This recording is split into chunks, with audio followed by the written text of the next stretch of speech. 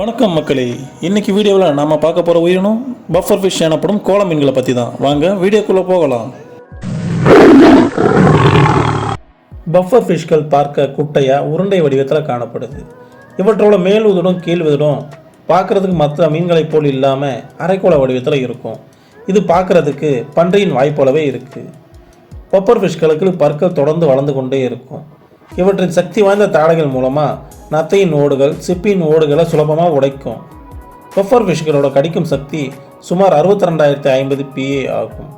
வலிமையான பிரானா மீனான கருப்பு ரோம்பியஸ் பிரானாவோட கடிக்கும் சக்தி வெறும் 12,065 மட்டுமே. இதோட உடலில் செதில்கள் இருக்காது. அதுக்கு பதிலாக சின்னதும் பெருசுமான முட்கள் காணப்படுது. ஆபத்து நேரங்களில் தங்களை தற்காத்துக் கொள்வதற்காக உணவு குழலில் காற்று நிரப்புவதன் மூலமாக இவை முட்கள் நிறைந்த ஒரு பெரிய பலூன் போல காட்சியளிக்குது. இதனால் இந்த மீனை முள்ளம்பன்றி மீனுன்னு வேறு பெயரில் அழைக்கிறாங்க. ஜப்பான் கடல்பகுதியில் காணப்படும் பஃபர் ஃபிஷ் நச்சுத்தன்மை வாய்ந்ததாக காணப்படுது. இவற்றோட உடலில் டெட்ரோடாக்சின் என்ற நச்சு பொருள் இருக்குது. இது சயனைடை விட 1200 மடங்கு கூடியது. இதோட தோலில் இருக்கிற முட்களில் தான் விஷத்தன்மை இருக்குது. இந்த மீனோட விஷத்தன்மை மனிதர்களை தாக்கினா 24 மணி நேரத்தில் மரணம் ஏற்பட வாய்ப்பு இருக்குது. ஒரு பஃபர் ஃபிஷ்ஷில் 30 வயதுடைய மனிதரை கொல்லும் அளவுக்கு விஷம் இருக்குது. இந்த மீனோட உடலில் இருக்கிற பாக்டீரியாவில் தான் இந்த விஷங்கள் உருவாகுது. ஜப்பானில் பஃபர் ஃபிஷ் ஒரு பிரபலமான உணவாக பார்க்கப்படுது. ஜப்பானியர்கள் இந்த மீனை சூப் வச்சும் முள் வெட்டிய பிறகு மசாலா போட்டு பொரிச்சும் சாப்பிட்றாங்க. இந்த மீனில் செய்யப்படுற சூப்புக்கு ஜப்பானிய மொழியில் பூகு சூப்புன்னு பேர். இந்த மீனை சமைக்கக்கூடிய சமையல்காரர்கள் 3 ஆண்டுகள் ட்ரைனிங் முடித்து லைசன்ஸ் வாங்கினா மட்டுமே சமைக்க முடியும். இந்த லைசன்ஸ் வாங்குறதுக்கு மட்டும் ஆயிரக்கணக்கானவர்கள் எக்ஸாம் எழுதினாலும் ஒரு சிலர் மட்டுமே தான் பாஸ் ஆகிறாங்கன்றது குறிப்பிடத்தக்கது.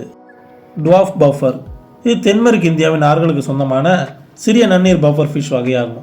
இது பீக் பஃபர் அல்லது பிக்மி பஃபர்னு அழைக்கப்படுது. இந்த வகை நெயில் பஃபர் அல்லது டெட்ரோடோன் லினோட்டஸ் பஃபர் ஆகவே செல்லப்பிராணியாக வளர்க்கப்படுது. நெயில் பஃபர் உடலில் அழகான மஞ்சள் கோடு காணப்படுது. டாகி புகு பஃபர் இது வடமேற்கு பசிபிக் பெருங்கடலில் பூர்வீகமாக கொண்ட ஒரு பஃபர் ஃபிஷ் இனமாகும். டாகி புகுல 25 வகையான பஃபர் ஃபிஷ் இருக்குது. ஆனால் இது எல்லாமே விஷத்தன்மை கொண்டதாக காணப்படுது. ஒயிட் டாட் பஃபர் ஃபிஷ்களோட இனச்சேர்க்கை சடங்கு சற்று வித்தியாசமானது. இவை கடலுக்கடியில் பெரிய தனித்துவமான மற்றும் சிக்கலான வட்டங்களை உருவாக்குது. இதன் மூலமாக பெண் மீன்களை இனச்சேர்க்கைக்கு ஈர்க்க முயற்சி செய்யுது.